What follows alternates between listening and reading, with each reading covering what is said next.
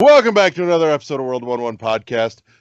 This week, before we hit the meat and taters, as always, is shameless self-promotion section. So, Podbean at world11.podbean.com, all spelled out, all one word. Google Play Music, Apple Podcasts, iHeartRadio, Spotify, maybe Podchaser and Podknife. One of these days I will check and remember. YouTube and Twitch, Twitter, and Facebook. There, that's all of it. Yay! Done. No, it's not. It's not all of it because you couldn't remember half of it. So don't pat yourself on the back there. Get a list.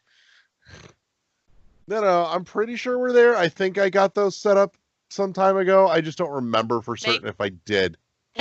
Find out and make the list. We tell you this. One of these days. Yeah, I've been telling you for a year. Podchaser and Podknife are ancillary, though. So, but all that said, I am, as always, your host this week, Larry the Bearded Wonder. Joining me is Michael Debbie Downer. Ray of sunshine that she is, Kathy. And joining us this week for, yes, I'm going there with that joke, color commentary. Oh! Eddie's not here, or it would have been Eddie. It would have been Eddie, but he's not here. Oh, okay. Wow. All right. Damn. All right. Is Zoe. Oh my god. These are a boss ass nickname. At some point, y'all have these kick ass nicknames. I was like, Zoe's got to get herself a nickname. These change every week. They do. They do. Literally, Oh, yeah. whatever just Generally flies follow to a the top theme. of my head. Nice. Yeah. So, and to be fair, the jokes with Eddie usually do touch on a mild race theme. Typically nothing super offensive, but they usually hit the subject. So, Like me and Eddie would get along too. Mm-hmm. you two really would. Eddie is like Would. one of the sweetest human beings on the face of the earth. Yes. Like, it's kind of impossible to hate Eddie. And you said that on recording, so you can't take it back. Oh, I know. he wouldn't. I know he wouldn't. Not with Eddie. Eddie is a hoot. I love him. Mm-hmm. I miss you, Eddie. Miss you too, So, Dylan and Josh. yes, Josh is otherwise detained this week with family matters. Dylan is just MIA. He's probably dead in a ditch somewhere over at the parking lot of AT&T. To be fair, if he was going to die somewhere, it was probably going to be there. So, I know I was feeding him to live earlier. No, I just saw them and I'm like, oh, I love Fudge them. brownie M&Ms. I know, those are the best, and I'm jealous because I don't have any in my house. They I would might be give gone by the time I you come would back rank up here. them second best behind the peanut butter ones, though. Peanut butter are the, oh, I remember when those came out. They were I my almost think the lifesaver. fudge brownie ones are too rich. Yes, they are, but they're still good. They are. Sorry, but I got off can't- track. Thanks, You Zoe. can't do fudge brownie M&Ms in the same volume that you can peanut butter M&Ms because the fudge ones are so rich. Or you're just weak. At the very least, you would have to have milk to go with the fudge brownie M&Ms. No. I stand by my statement. So you go right ahead and kill them off. Yes. So. Mhm. So let's get straight to oh my god, video games. Michael, what have you been playing? I just platinumed Maneater, the shark game. Yeah, the Oh my Shark God. PG. It was like I paid $40 for it. I paid retail, like full retail price, and it's not quite worth the $40, but I still had a lot of fun with it. Mm-hmm. My biggest complaint is like now that I'm done with it, it needs More. DLC of some kind. It needs a few more areas. It needs more more mutations, because like there's a certain point where your shark will mutate outside of the realm of reality, and you get like bony deposits and shit like that. Ooh. and each set, like there's you can modify your head, fins, tail, body, and teeth. And there are 3 different sets that you get. The bioelectric set, which kind of basically gives you the ability to dodge better. Okay. Because once you have the complete set, your dodge is no longer just a shimmy to the side or anything like that. You literally turn to electricity and teleport away. Ooh, Nice. Like that's as I said, fun. Teleporting Yeah. shark. Yeah. There's the bone set, which is exactly what it sounds like. You basically become this armored tank that the whole purpose of it is to be able to take down boats. And then there's the shadow set that involves poison and stuff like that. And the shadow set I love just because it's the fastest. But for end game, I pretty much had to use the bone set because some of that end game stuff was just brutal. But as I said, like overall, I had a lot of fun with it. The biggest drawback is why is there not a secret bonus fight with like either the Kraken or the Cthulhu?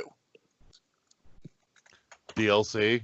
Yeah, I hope so. There's been no talk of DLC yet for it, It's still early. but yeah, it's only been out since what, Friday? Something like that. Like, and I'm saying like if you, because it's basically an action RPG. Right. And the story is a lot of fun because the story is done from the perspective, those gator hunting shows in the bayou or whatever. It's done like that, and it's love narrated those. by Chris Parnell. Oh, cool. Yeah, That's so awesome. it's a lot of fun. Because at one point he's talking about how ridiculous it is that people watch this kind of show, but he's like, whatever, they're signing my checks, I don't care. So and just it progressively just gets weirder and weirder. And like the very start of the story is there's basically this hunter named Scaly Pete that catches what effectively is your mother. And he cuts you out of her womb after he catches her, and while he's marking you, you take off his hand. Nice. So What he the fucking first gets. thing you do in the game, your first mission is to eat his hand, like that is Eat flopped away. And then it's an ongoing thing of, you're trying to get revenge on him, he's trying to get revenge on you. So it keeps going back and forth. At one point, like, he ends up scarring up your eye. You take off his leg. He sets you on fire. You eat his son. Wait, what? Yeah, It's just an escalation of insanity. It really is. And like then It's the like the ending chicken of it, fights. kind Yes. of. And then the ending of it, it ends in this way that like hyper dramatic, but still, it's a giant shark covered in bone deposits, like fucking up this guy, and he's basically having a conversation with you. And it was the ending was fantastic. I enjoyed the shit out of it. And then like there's also there's a ton of side missions. The game is very much a huge collect-a-thon. Go like because the missions get really repetitive. Go eat this in each area. Go eat 10 humans. Then go eat 10 turtles or alligators or fucking mako sharks or whatever. There's actually a sperm whale in the game that you can fuck his shit up too. And like as I said, you do that, then you do all the other side missions, and eventually the apex predator of the area will show up, and you kill that thing, and then you get a new piece of armor or whatever. And as I said, like for what I paid, I had a lot of fun with it. As I said, I'm really hoping they just add to it, add more, even if it's just more costumes or like just shit like that. Yeah, I would, it'd be cool if they did DLC where it kind of based off of all those shark movies. Like you had a DLC pack where you could be a Sharknado, kind of theme, Yeah. or like sand sharks, land sharks, swamp sharks, all of those movies. I want, And you could like totally go into those areas and basically recreate the movies, but you're the shark and you're the one going, yeah, that would be fantastic. Oh, here's one of the best parts is the missions where you're supposed to eat humans. Once you start eating people, they get out of the water, which means if you want to keep eating people, so do you. So you literally can just ramp up speed and fly up onto the base and just flop around gnawing on people. Nice. Yeah, listen, I had a lot of fun with it.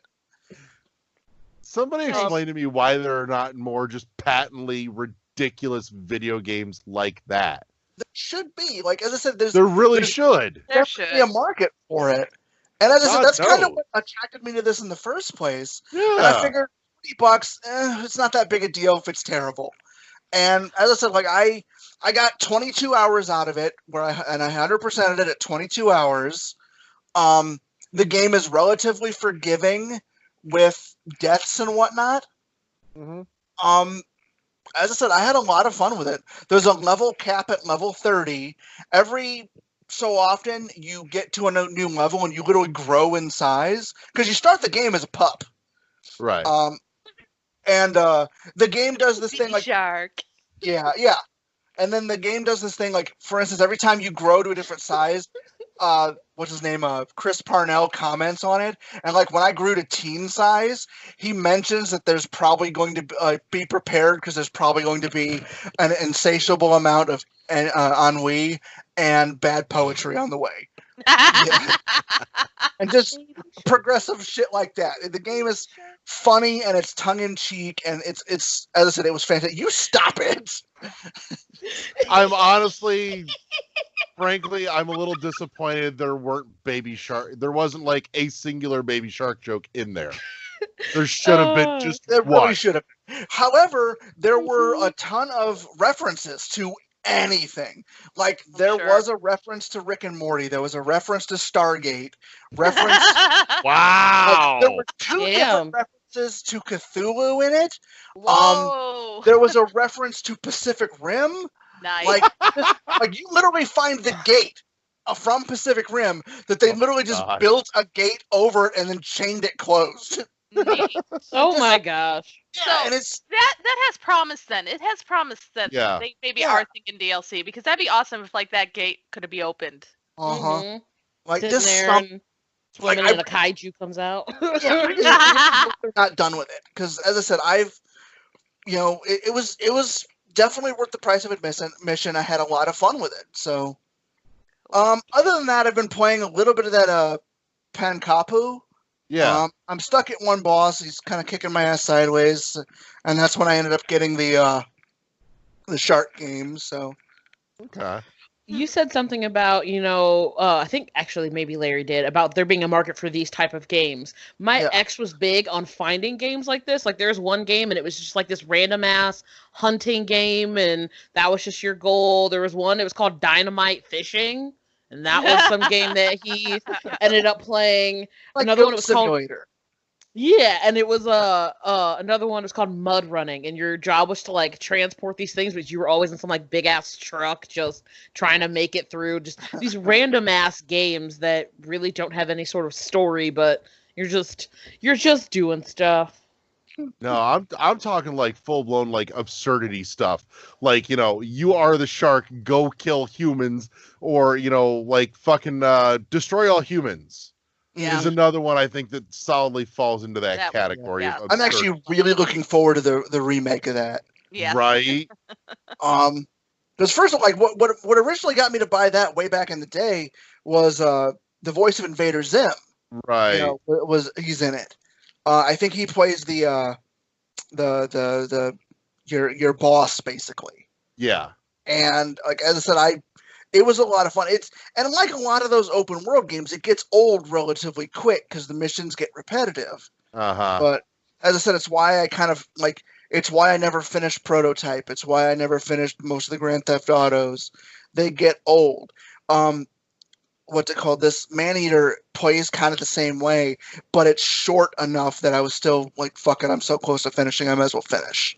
It knows when to stop. Yes. I agree. That's why I stopped playing Prototype as well. It's just like you're going somewhere, you're eating somebody, you're gathering information. Like you might come up with some cool new moves, but like you're doing the same thing over and over again. I did love how the parkour felt in that game, though. Just running around that game was fantastic. Because I know that and what was the other one? The electric one. Infamous. Infamous. Yeah, that and Infamous came out about the same time. And I know Infamous was technically a better game, but Prototype was a lot more fun to play. Yeah. But as I said, I never finished either of them just because they both get really repetitive. Like, those are the kind of games that, like, in order to finish them, like, as I said, at some point, if there's no cheat codes, I'm done. I just don't care. Let me just play. Let me just play the fucking game. So, I don't know. Well, and I mean, God knows that's been a major complaint levied against, like the Assassin's Creed series and Far Cry, over the last how many iterations too. Mm-hmm. Do you guys see that concept? Someone put up a thing saying, just hear me out here, Assassin's Creed Oregon Trail. No, but I would play that in a heartbeat. I'm in, right there. I'm in. Your character has to be named Terry. There's a shared universe I can get behind. That you're starting too soon. You're right.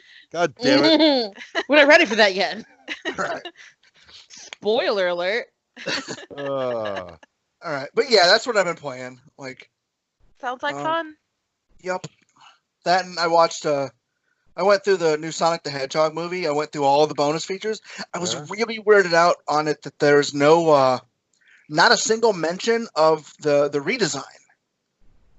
They want to forget it. Surprised, yeah. That was such a disaster when he first came out. Yeah, they're gonna hide that. But as I said, like, I think it's interesting. It's interesting because it's the first time that's ever happened, and that they actually listened. And the movie wasn't the best thing I've ever seen, but it wasn't bad. Like, it was well done. Plus, say anything about it. Haven't seen it. Don't ruin anything. Jim Carrey as Robotnik was perfect. Like, it's Jim Carrey being the Jim Carrey you grew up with. Right. It was great. I really liked it. But as I said, like, I was kind of surprised that they didn't have some mention of it at all, and like there wasn't anything. It would have been beneficial to them to address it because I think it would have shown. Right. There would have been. I can't think of what I'm looking for. The concept of we did this for you guys. Yeah. For the fans. Don't hide it. Don't hide the fact that it was out there. I guess don't hide behind it. Like embrace it. Yeah. Embrace the fact that we thought this is what you wanted. You said no, and we made it better. Right. But oh well. I'm surprised too. They didn't do that. So, Kathy, tell me about what you've been playing this week. So I picked up a new game on the App Store, and it's been out for a while, so it's not a new game, but it was new to me, and I hadn't found it. And it kind of goes along the theme of basically kind of going with Michael, not eating everything, but destroying the entire world. And I picked up Plague Inc., and it was only 99 cents on this App Store. And basically, it's all about starting a worldwide virus, a pandemic, and then your goal is to kill the entire world. And it's basically just a strategy game where you have different types of plagues that you can start out with. You start off with the basic bacteria, and then you can unlock virus, fungal. We lost her. Why do I feel like I've heard of this? Like or maybe there's just a game that's like it, but I've seen one of my friends playing a game where your goal is to infect the world. Yeah. Kathy, you went robot. This game, I think, came out in 2011. Uh-oh. Like, we lost you for about 20 seconds, You guys and then you came back robot. Am I still a robot? No, it's mostly gone. Okay. So, no, I picked this game. It's been out for a while because it was copyrighted in 2011. So it's not a new game. Okay. Gone again. She froze again. She did. No, I would say I think I've seen Plague Inc. around originally as a board game. Truth be told. Actually, I know for a fact it is because it's made the rounds in the board game revolution community lately, cracking jokes about, is this inappropriate to play these days? So, I know, I would say, I almost guarantee you it started life as a board game.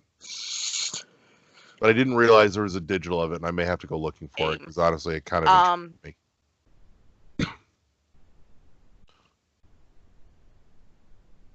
I think we may be losing Kathy momentarily. So. Yeah. Technology, you gotta love it. I know. It's weird. We don't usually have connection issues for Kathy. That's kind of an oddball this week. So. Okay. So, yeah, I think we're losing Kathy this week. Apparently, there's some bandwidth consumption issues at the moment. So, all right. So, jumping forward, Zoe, I know you said you were playing something and you were wanting to share. Do tell. The fuck have you been playing this week? I played Felix the Reaper. What is the underscore title of that? The story of Felix the Reaper, a story about what is it? A romantic comedy about love and death. Yeah. I think I've actually got that on my wish list. It's actually pretty cool. So you play this, Felix, who is a Grim Reaper, and your job is, go on Earth and do whatever it is, Reapers do. And oddly, the stuff that you end up doing, a lot of it, I'm like, why is this the Reaper's job? But anyways, I'm getting ahead of myself. And he, is doing his job, but his goal is to meet up with his lady love, who happens to work for the life department, so the exact opposite of what he does. And the whole freaking game is narrated by Patrick Stewart. It is beautiful. And he's helping you through, and it's just his voice, and he's kind of being silly, and it's great. But what I love about Felix is well, it's a puzzle game essentially, and your goal is to complete these different objectives with, as not as many moves, with as least amount of moves as possible, doing certain things. But the whole time Felix is you listen to this awesome poppy music and Felix is dancing. He's this chunky Grim Reaper guy just grooving and dancing and flipping, and it's freaking great. I only have one sort of criticism at all with this. Every so often they introduce to you a new thing to use in your puzzle solving. And the way they show it to you is a really simple way to use whatever this tool is. You go, okay, I got the hang of this. And then the next puzzle you go into, they're like, okay, use this thing we showed you, but now it's going to be used in this tricky, ingenuitive way that you would have never thought to fucking put together. It's like when you're in school and your teacher's like, 2 + 2 is 4. And you're like, okay, I got that. And then it's like, if Jim and Sally are both, running across the water and a bolt of lightning comes and strikes one, just a random fucking, that's how it plays after it teaches you this new skill. So that's my only criticism. But oddly, I feel like it also plays like a mobile game where if you complete the level, you complete the level, but you have a number of skulls you can get on how well you can complete the level. Mm-hmm. So in that, it reminds me a lot of a mobile game, but that's all I've gotten so far. I've only done 4 or 5 levels in the game, but I want to play some more. Just been busy as fuck. Yeah. I would say I really love watching the animation, the little cinematic at the end of the stages, just, to see how it's all piecing together to fucking kill somebody. Mm-hmm. That was a beautiful thing. I would say, I know we talked about it a little bit last week too, but I adore the fact that Patrick Stewart isn't just narrating per se, so much as he is an actual character in the game, is Felix's boss. Yeah. That's fantastic. So, but my playlist this week has been a little on the short side as well, actually. Still dinking with Dead Cells, just because it's my boredom game. I did get a nostalgic kick this week, and I dug out the DS Lite, and I was playing some Mario Kart DS, which today I would rank it as the second best Mario Kart game they've ever put out. The only one I think that honestly tops it is 8 Deluxe. So, which, I mean, again, 8 Deluxe kind of has just about everything, really. So, but Mario Kart DS was so good. It took me a hot minute to fucking remember how to do the snaking shit, though, for the boosts. I was like, I know this is a thing. How the fuck do I do this? It's been too damn long.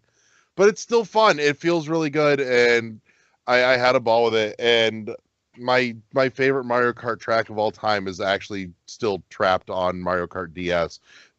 Not to my knowledge, I don't think it ever got reused on any future installments, which was Waluigi's Pinball, because that track was fucking dope as shit.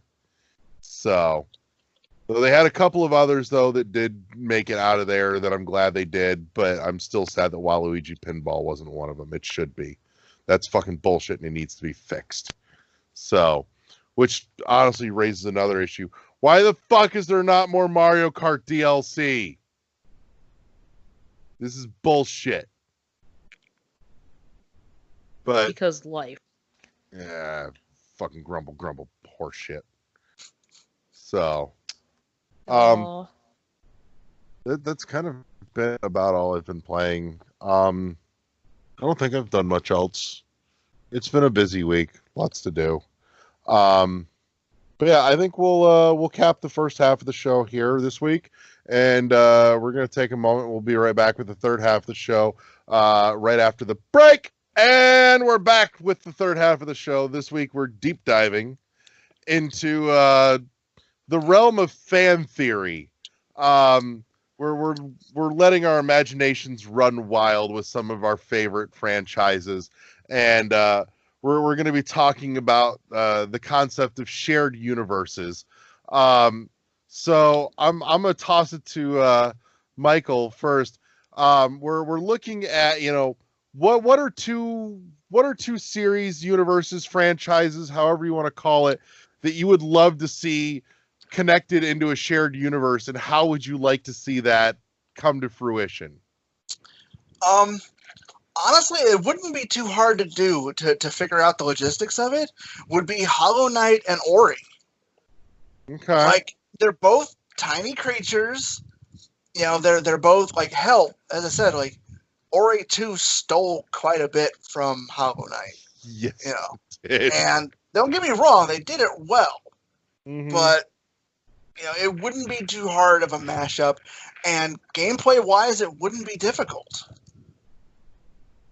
Gameplay-wise, I could see. I'm not so sure about the story. Right. Yeah, I was like, I don't see how the stories would line up, at all. But no, I could see that. I mean, I say, really, if you think about it, Hollow Knight in and of itself was kind of a genre mash between Metroidvania and Souls-like. Mm-hmm. So, hell, honestly, with the way that the Silk Song is looking, it actually kind of looks like the newest Ori game. In that, like the movement is much more, fluid and things like that. Right. Well, that makes sense too, given the character that they're putting front and center for Silk Song. So, I still can't wait. Oh, I know. Please tell me that makes it out this year. God. I don't think so. Like, I think if it was going to be out this year, we'd have seen more about it so far. Right. Larry, though, to be fair, it was good. They stealth dropped Hollow Knight for Switch when that came out, though. Did they? Yeah, dude, that was an E3 stealth drop a couple years ago. Because it was Nintendo's E3 presentation, and it was out now. Oh. Yeah. So, I mean, that's not out of the fucking question, truth be told. So, Zoe, I'm going to toss over to you. Talk to me about two universes that you'd want to bring together in gaming. I think it would be dope as fuck if we were somehow to merge Halo and Gears of War together. Because I'm like, between these, like, beings coming from underneath the ground and aliens from up above, we would just be fucked. But I'm like, imagine having to fight both of these forces. My one caveat to that, I would like to see that happen to where you got all this going, but you have to play as the characters from Red versus Blue. Yes! I have no idea what that is, so I can't. We'll Red versus Blue, that, don't worry. They took the engine from the original Halo game and basically wrote a comedy. They wrote a comedy over it. The characters were all inept. It was fantastic. Okay. Like, I can see this now. Mm-hmm. It's in my head. I just think the concept would be good of having just having those two things happening and just, humans being invaded just from like all sides and you just having to fight this, essentially, I guess they're both hordes. No, was it the Covenant for Halo? Yeah, and the Horde and the Flood. Is the Gears people? Yeah, and the Flood. Oh, fuck the Flood, okay? But as soon as we got to that part of the game, I was cool fighting the freaking the Covenant and like all the aliens and stuff, and we hit the Flood, and I'm like, what the fuck are these things? I don't want to deal with them, especially the ones that freaking blew up. I'm just like, nope, I'm good. I hated the Flood. Because also it brought on the levels where like you had to hurry up and like run away. I'm already bad at video games as it is, and I need to take my time. Don't make me rush through where I gotta shoot things and I gotta rush, and I'm like, I'm doing too much. Fuck the Flood, okay? That's all I gotta say. I want a shirt that just says that. Fuck the Flood. And like, just To be fair, you could probably pick one up and use it as a fleshlight. They're squishy. I don't even want to think about that. Grab the wrong one and it'll blow your shit off. Ew. Gross. I'm telling you though, I can see this box art on a store shelf though. It's Halo X Gears Apocalypse, and the subtitle or the tagline for the game is "Worst Day Ever." Mm-hmm. Secret time. When the first Halo came out, I used to think the grunts were so cute. I was in love with the grunts. Like just the way they would talk and their design. They're dialogue just cute was great. little aliens. And they're just like run away. And they're just these little guys. Like, and then they got really ugly. Yeah. Yeah, no, I love the dialogue with the grunts originally were fucking great. Mm-hmm. Then they made them ugly, and then they got rid of that. I liked them a lot. They were fun. They were good comics. The only other universe I thought about mixing together, you told me already exists, and that's Spyro and Crash Bandicoot. I didn't realize that it was a thing that exists. I kind of feel sad that I haven't experienced that in my life yet. Yeah, that kind of flew under a lot of people's radar when that happened. Yeah, I didn't know it existed. Yeah, so for anybody not aware, Game Boy Advance era, there were 2 GBA games. There was a Spyro game set in the Crash universe and a Crash game set in the Spyro universe. It was, what is it? Spyro Green and Crash Purple, I think it was, something like that. Or vice versa. But yeah, that's what those were. So. Why hasn't there been a Spyro Mario game yet? Ooh, I don't know. Spyro is popular enough that they fucking mixed it up with a rabbit. Yeah, that executed way better than it had any right to. That's what I've heard. And it was a lot of fun actually, and the humor was very on point. So they managed to dial back the obnoxiousness of the rabbits to a reasonable point to where it was actually fun. I like the obnoxiousness of the rabbit. I don't know why I do, but I like it. I love playing any of the Rabbids games. I just find them adorable. Well, we have the Mario Rabbids game here. You're more than welcome to. Yes. Yes. It's been here. One mashup that literally just popped in my head, and I don't know if there's any like logical way to mesh these two together, but at least the game styles are very similar. I mean, if you want to help me, I'm not really issuing a challenge. I'm just like, in my brain, I can't do it. But Legend of the Dragoon and mixing that somehow with Diablo and mixing those together. I feel like they both have such extensive stories. I don't know if you could throw them two together, but I think it'd be boss as fuck, because I'm like, they both kind of exist in this magic-y realm. I could see them existing at the same time. I think one's more fantasy lore and one's more biblical lore, though. That's true. Probably where you bump into the challenge of how do we stick these two together. Yeah. You know what? Obviously, you don't need to care that much because Soul Calibur has been doing it for years. True. Plus, Mortal Kombat has RoboCop now, so... Jesus Christ. I'd say Soul Calibur had Yoda and Vader, so... and Geralt was in the most recent one, which is actually a pretty good character in it.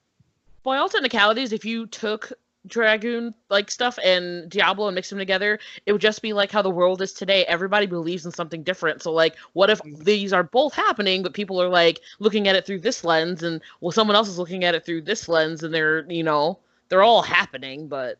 Right. I say make it happen, and at the very end of the game, the 4 horsemen from Darksiders show up, and there's your secret.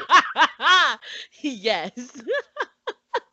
Actually, one of my favorite book series is a teenager kind of dealt with the concept of all mythologies are valid.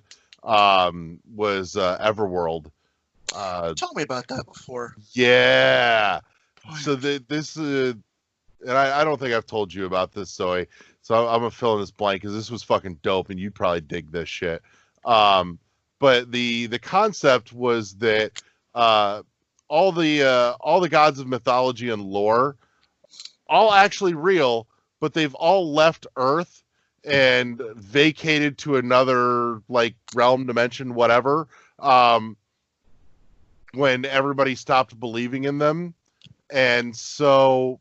Now they just inhabit this new place, and they all coexist peacefully. Like they've all kind of got this little swath of the world carved out where this is their swath and they're believers, and there's neighbors and a little bit of friction here and there, but generally everything kind of works, and it all kind of just runs along like clockwork until a new god shows up, and it's an alien god, and he likes to eat the other gods. And it starts throwing everything out of balance. Yeah, no, really good fucking series. So it was a short, like 12-book series by K.A. Applegate, who did the Animorphs series as well. Oh, okay. So, which I would say the Everworld series, I think, was one of the coolest concepts she ever did. So. But that whole thing that's sprung to mind for me on the back of that subject. So, but no, I'm sure there's a way to stick those two together. I'm just trying to think of how to do it. Though to be fair, Legend of Dragoon did have a section that was actually called, what was it? It wasn't Hell. It was Helena Prison, right at the beginning of the game. So. Give me a Legend of Dragoon and Breath of Fire mashup.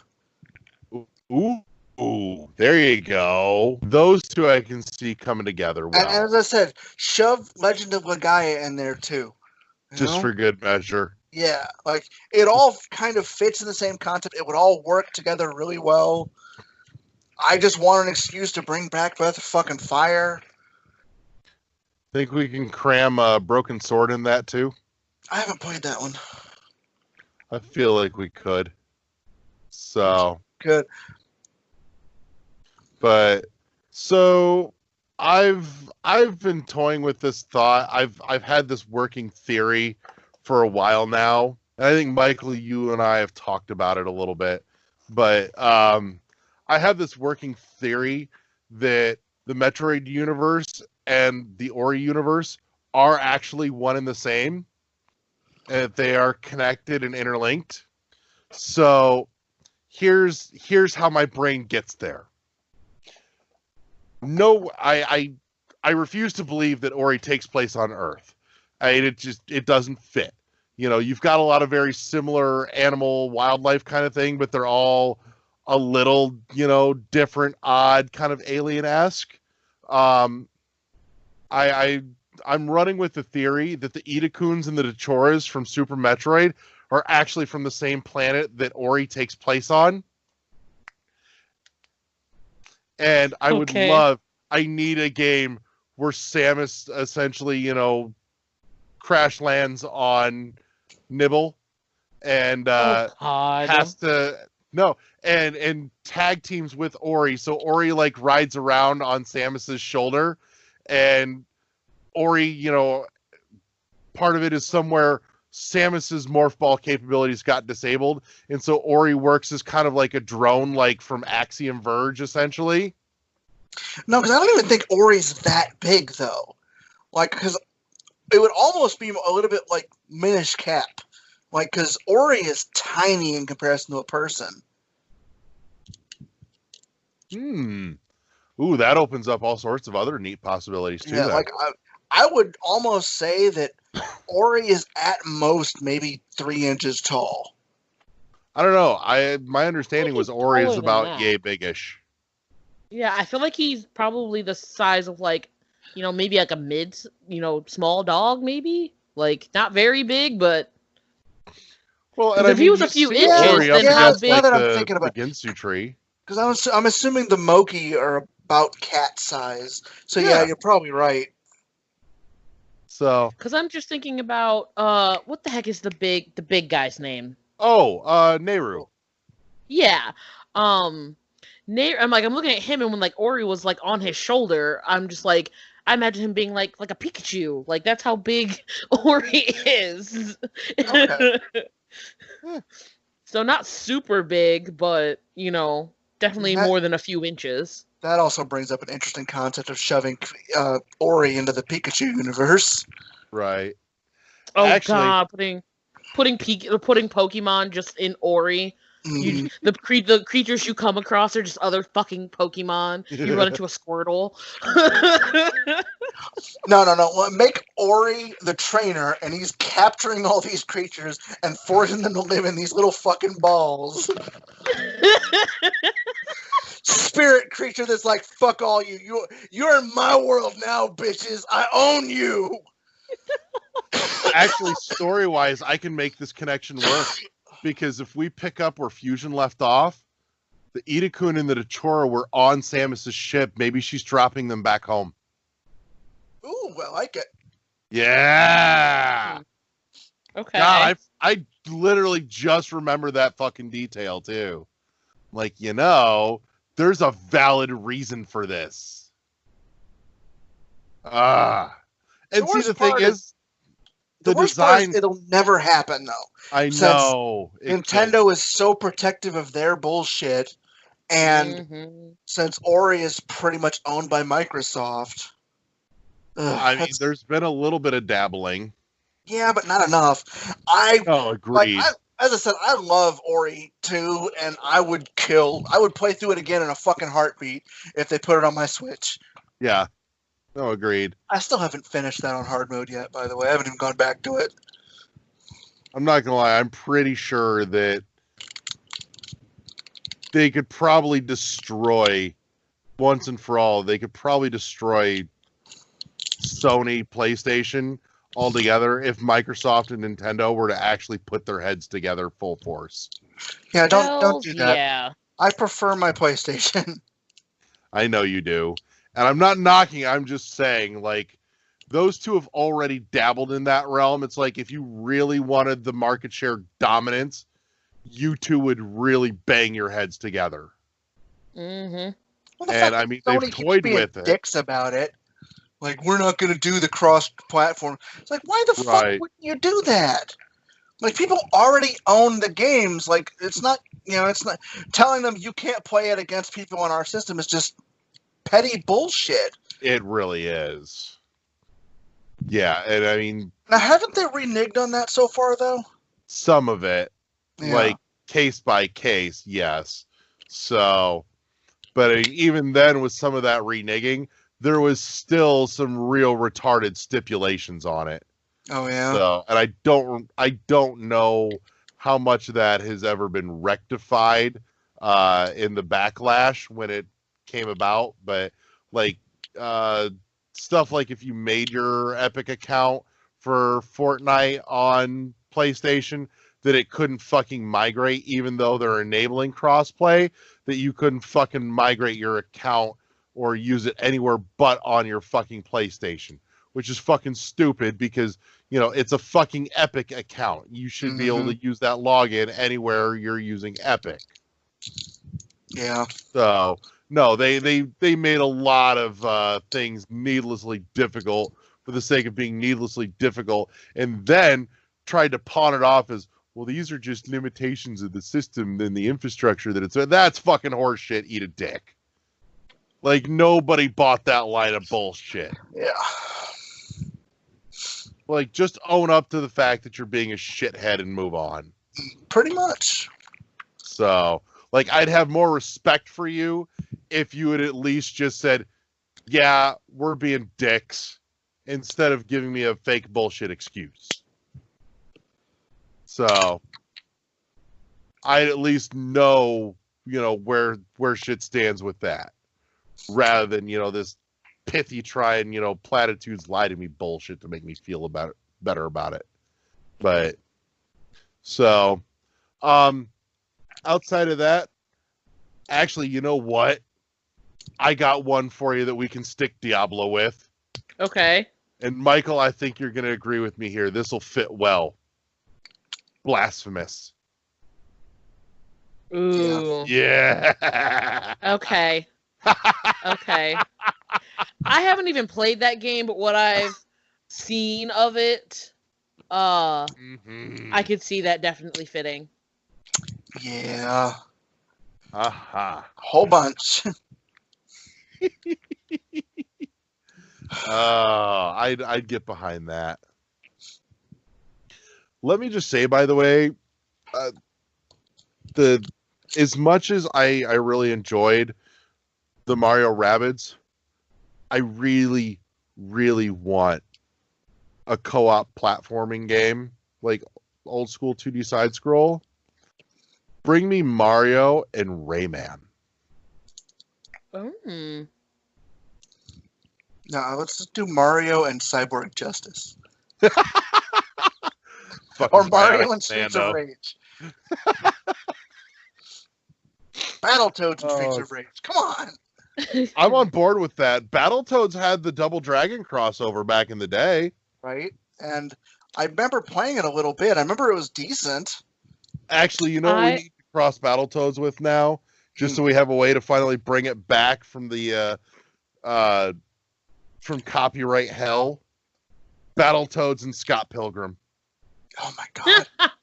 Yeah. Battletoads with with the arcade version of Teenage Mutant Ninja Turtles, the one that's sitting at Walmart right now. Uh-huh. That one and Battletoads together, just turtles and toads, just going, just fighting evil. Right. I want to see Killer Instinct mashed up with Mortal Kombat. Ooh. I Like, can see that. There's no reason that wouldn't work. Right. Tonally, they're very similar, too. Yeah. That's not that... And I mean, Lord knows we've had Mortal Kombat mashups. You know, we've gotten into the DC stuff. Stop me if this has already happened, but I would love to see just a Marvel v DC game, because I love Injustice and I love Marvel versus Capcom, but I would honestly love a whole like Marvel versus DC kind of character game. I think they have. It hasn't. They need to. Like both companies everyone's both companies are ridiculously protective of their own bullshit at this point. But it's the age-old argument. It's like, who would win in a fight? This person. You could battle these people together and kick, like... Right. I feel like they're missing something here that could be beautiful. in the comic books, Venom kicked the shit out of Superman once. Yeah. I know, right? Okay. It doesn't make any fucking sense. Honestly, it doesn't. Like, I love as Venom much as as a I character. don't like Superman, Yeah, there's no way Venom there's would no win. way. Yeah, exactly. There's no way.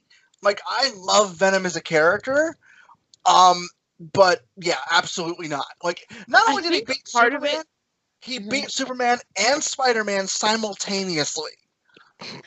My thing with Superman is he also doesn't use a lot of his stuff to actually cause harm to anything.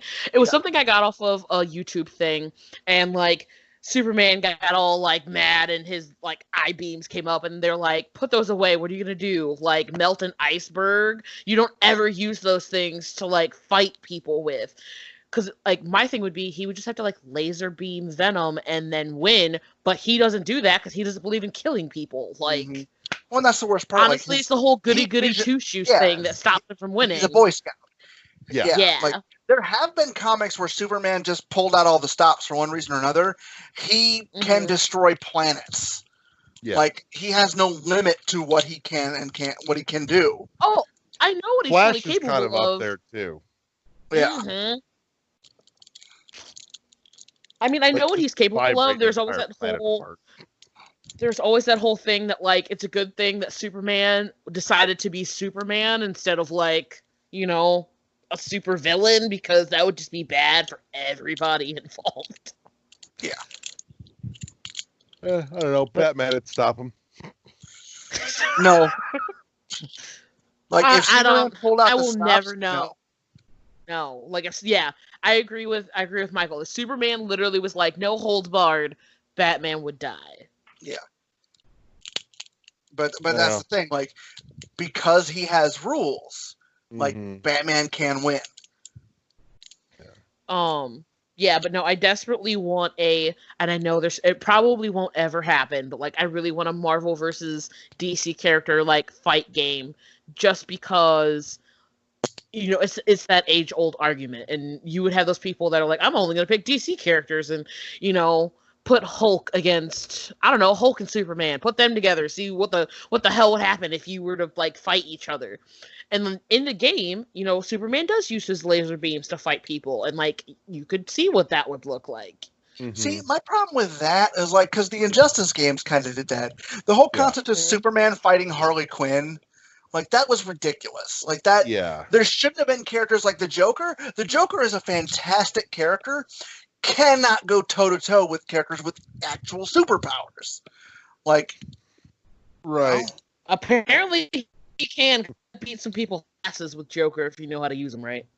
yeah, I didn't like Injustice just because I haven't liked Mortal Kombat since the second one. The games feel very wooden and like it just Yeah. I don't know. Yeah, I don't like the way they play. Like, as I said, the fact that Spawn and Terminator and like RoboCop, as I said, like the fact that these characters are the three newest characters they added into it, I love all those characters. I'm a colossal nerd when it comes to shit like that. But watching the gameplay of it, it's just too stiff, like you said, and it's just I can't do it. Like, as I said, I haven't actually played any of the Mortal Kombat since the second one because it just doesn't do anything for me. Right. And like, Honestly, go ahead. well, and like the Tekken did the Tekken X Street Fighter X Tekken, which was okay, but the fact that the way Capcom handled it fucking just ruined it for me. I could see that. Yeah, That and was- that's Yeah, I was so excited for that game. I will say there has been a lot of universe crossovers, probably more than any by way of fighting games too. Mm-hmm. So I think that's the easiest way to do it. It is. Although the last Marvel vs. Capcom was hot garbage too. True. The question is, yes, it's the easiest way. However, does that make it the laziest way? A little bit. I know I don't. there's a lot of those kind of games that Japan gets that we don't. Like Namco X, I think it's like Namco X Capcom. Yeah. I think if I'm correct, it's actually like a fucking role-playing game. that uses characters from both, and but like of course we don't get that kind of stuff out here. Right. I actually like games like I'm very bad when it comes to fighting games. So a fighting game that is a little more stiffer, and I feel that moves and stuff come a little bit easier, work better for me than ones where it's like up, down, circle, backslash to like fucking do some super move. I can't ever remember to do all of that, so I kind of like a more, I'll say, limited and kind of just more structured fighting game. I also really love using your surroundings in a game like that. I love, the scenery shifts and stuff like that. So I don't mind games like that. Injustice, I thoroughly enjoyed that. It's kind of why I also enjoy games like Mortal Kombat. I like Street Fighter, but Street Fighter goes into the whole back forward slash super complicated combo thing that I end up just button mashing through because I don't know what I'm doing. I always felt like Soul Calibur was a good happy medium there. Soul Calibur, I will agree with that. My problem with Soul Calibur is if the game is literally built on especially now, built on the concept of rock, paper, scissors. Like, if you have two moves that are going at each other, it functions exactly like rock, paper, scissors. That always kind of bothered me about it. I bought 6, I think it is, whatever the newest one is. Right. Like, all excited for it because I've been a huge fan of them since the game series since the second one, and it just didn't do anything for me. Like, I played it for a while, and then they're doing the same business model that Tekken is doing, the season pass thing, which each season pass gives you, I think, 3 or 5 new characters, and I'm just like, I don't care enough to do this again. Yeah. Like, I do Tekken out of some weird sense of obligation. Yeah, obligation. Because I've been a Tekken fan since the very first one, finding it in the arcade at fucking Hackers up in Niles. Right. But it just, as I said, like, it really hasn't done a whole lot. It's all kind of stagnated. Tekken, especially when they added in the super moves, I was like, this is derivative bullshit. It watered it down. Yeah. Did Tekken ever really do a real story-centric game? They've had a couple. Like, obviously there's been an ongoing story since the very beginning. Plus then they had, I think it might have been either 4 or 5, there's been a couple of them that had side stories that were walk-through beat-em-ups, which don't really work with the Tekken style, but there was a story based involved in the whole thing. And then there was the side story involving Nina on the PS2. I forget what it's called. Death by Degrees. Yeah. Which I never played because I don't care. And some of the characters did actually make appearances and things like that. But I think that's about it. I've never played I know there's a Tekken Advance on the Game Boy. I never played that. Yeah. I vaguely recall that existing. Yeah. So circling back real quick to tonight's topic, I'd like to just take a moment to shout out a little appreciation for the beautiful shared universe of the Behemoth. The fact that Alien Hominid, Castle Crashers, Battle Block Theater all string together in this weird, loose way. I think that's absolutely gorgeous, and I so want that to just continue.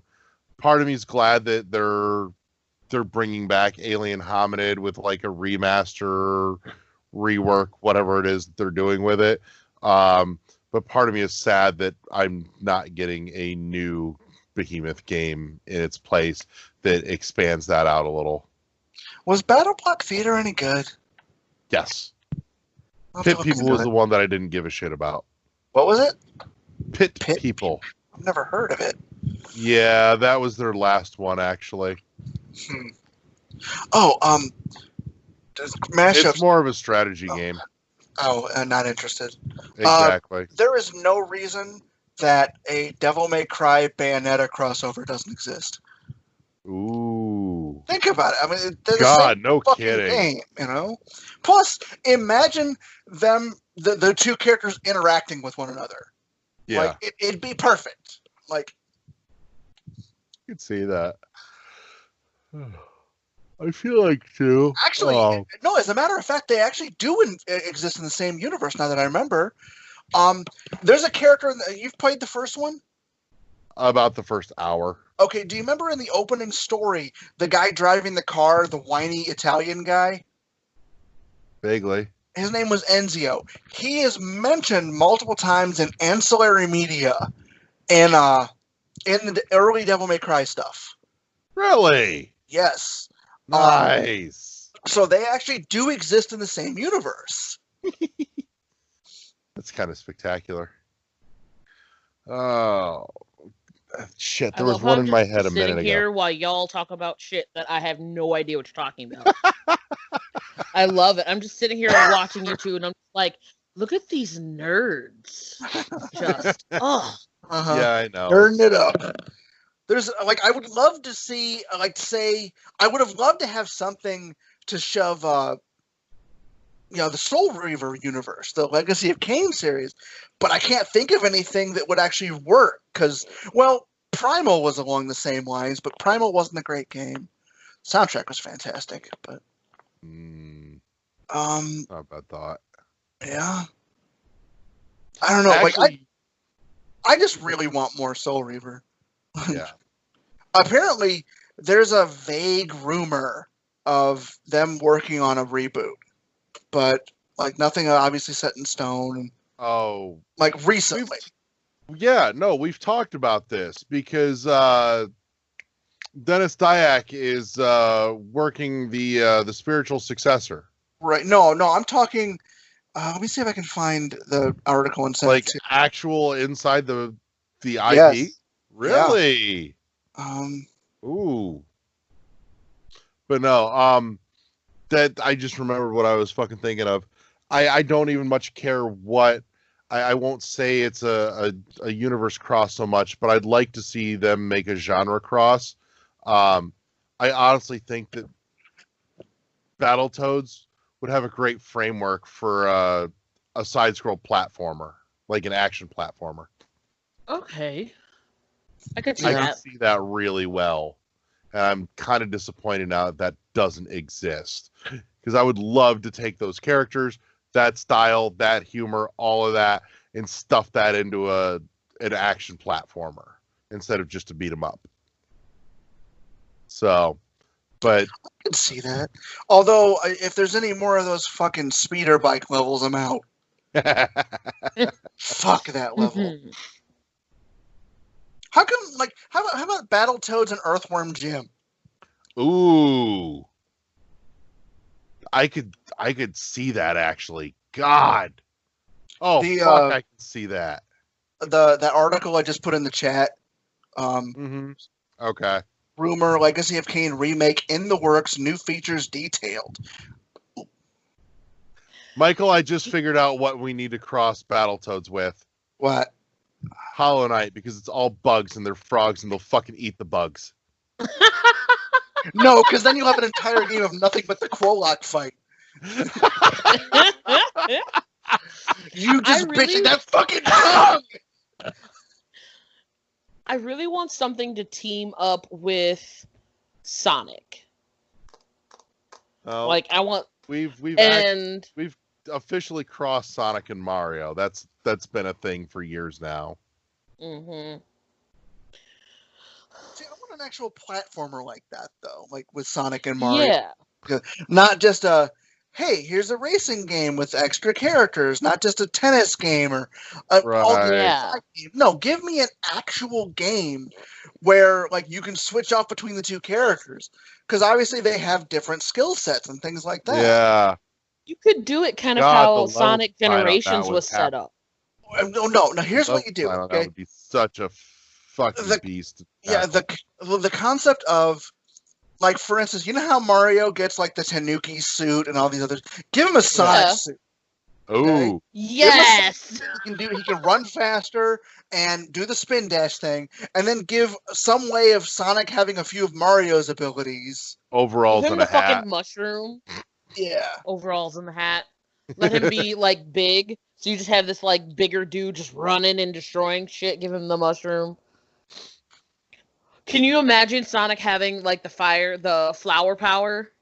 There is an ability in the Sonic games kind of along those lines, a fireball ability. Oh yeah, there is. Yeah. I want to see Bowser get a hold of all the Chaos Emeralds and become like Super Bowser.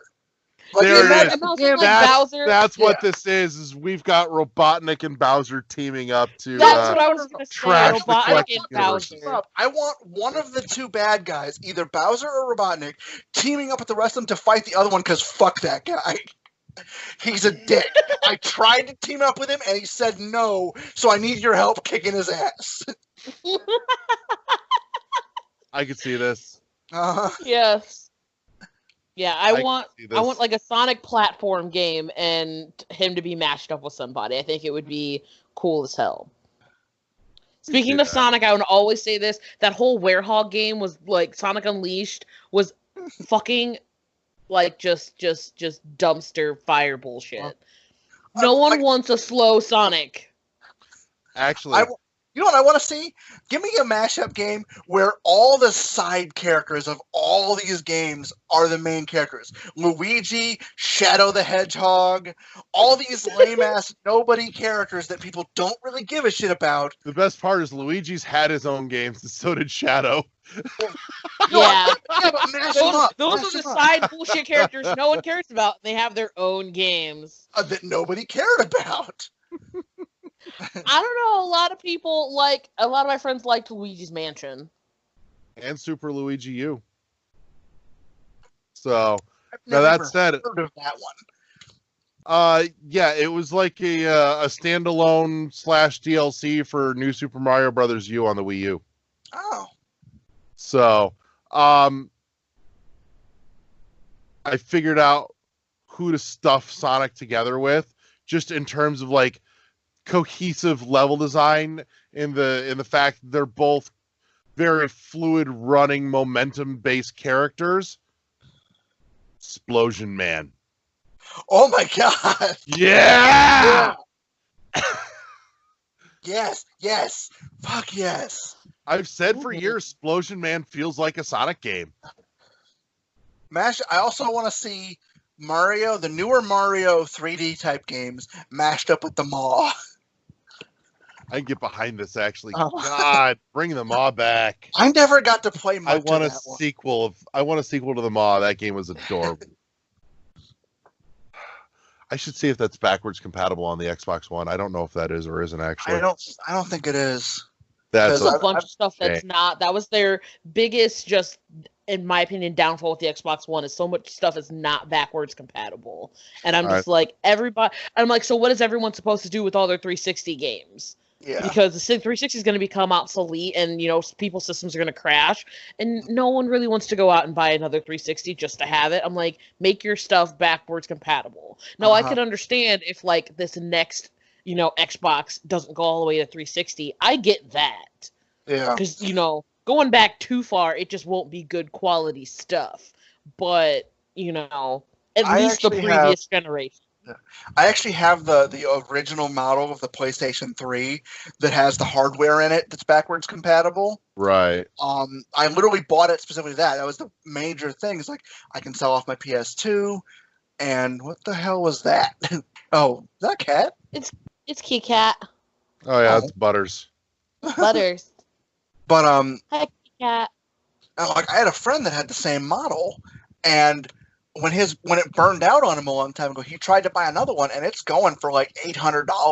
Oh yeah. Oh, it's Yeah. absurd. Jesus. Yeah. And I love having it, but I couldn't tell you the last time I actually turned the damn thing on because I have all the current gen systems, so I literally keep my Xbox One just for Ori 2. Well, I was gonna buy an Xbox One here shortly because I no longer have one. but Larry advised me to wait until the new system that comes out later this year because it is supposed to be backwards compatible. And because mostly I was just worried, like my Spyro games that I have and that I love to play are for the Xbox One. Yeah. Well, if nothing And, else, at the very least, cats! hold off, and there's going to be a fucking price drop if you don't want to spring for bleeding edge hardware either. So Right. I there's never no point buy. in Yeah, I investing in never it. buy new hardware right away because they always got to wait some time to work the bugs out of it. Yep. Which Oh, is terrible because I'm like, I know the PlayStation 5 is going to have a bunch of shit that I'm going to want to play pretty much right off the bat. Because they're already talking the new God of War, stuff like that. Nothing has been set in stone, of course, but like a sequel to God of War, like I don't give a shit what game system that comes out for. I have to have it. God of War is it's amazing. going to be a exclusive to the. Oh God, what the fuck was that? I'm blanking. Oh my God, now. that's another game that goes well with Diablo. God of War. Ooh. Yeah, I mean they're two. I could kind of see a different God of War theologies. dungeon crawler. So are you talking the old one or the new one? Like God of War? Yeah. Yeah. There's a drastic difference if you haven't played the I've newest only one. played the older ones. I haven't played the new one. If you guys don't have a PlayStation, trust me. Yeah. Hands down, best one of the series. Really? This game was like literally one of the best games I've ever played. The game is so heavy though that I haven't been able to bring myself to go back to it because I mean it was so well done, but I haven't been able to bring. There was the way they did the game. Everything in the game felt fluid. There was one part of the game that actually felt like a game mechanic, and everything else was perfect. It is, as I said, one of the best games I've ever played. Do you feel inclined to want to go back to it, and it's just a struggle to get your brain there, or yes, do you just okay? Because as I said, the storyline wise, it's very heavy. Like, and I mean, there are like it can be played separate from the originals. Like if you've never played the originals, you can go back, you can play it and not miss much. But there are a few bits that tie in that are so well done. Like as I said, I just playing through it. Because I went into it completely blind, and there were parts that fucking gave me goosebumps. They were so well done. And as I said, like I'm really waiting for news of any kind on a sequel to it because I know they're working on it. It was one of the best games they've done. And then like the Spider-Man for the PlayStation was another one that was absolutely phenomenal. That was awesome. My friend has a PlayStation, and I saw him play that. It was beautiful. It's like any other open world game. It got a little repetitive near the end, but I enjoyed the shit out of that game. And then, as I said, like it doesn't matter what system they say it. The next Darksiders I will have. That's just how it is. I'm obsessed with the series. This is gonna happen. Yeah.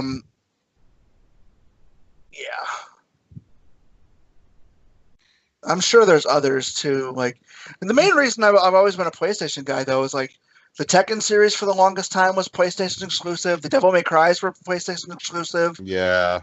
And I don't fault them for not being that anymore. Right. But like I've always preferred the PlayStation controller to the Xbox controllers.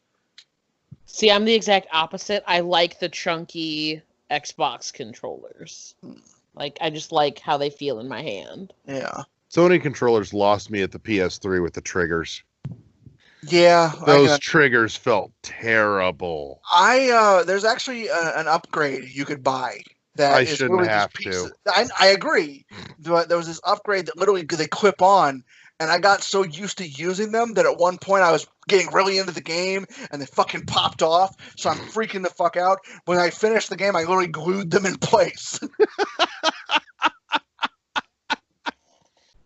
Well, I think we've gotten long in the tooth, and I think we've definitely derailed solidly. So let's call it here for this week.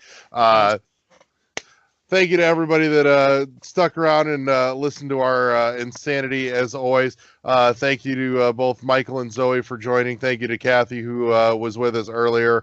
We'll see y'all next week. That's it. Say goodnight, Gracie. Bye. Good night, Gracie. Peace.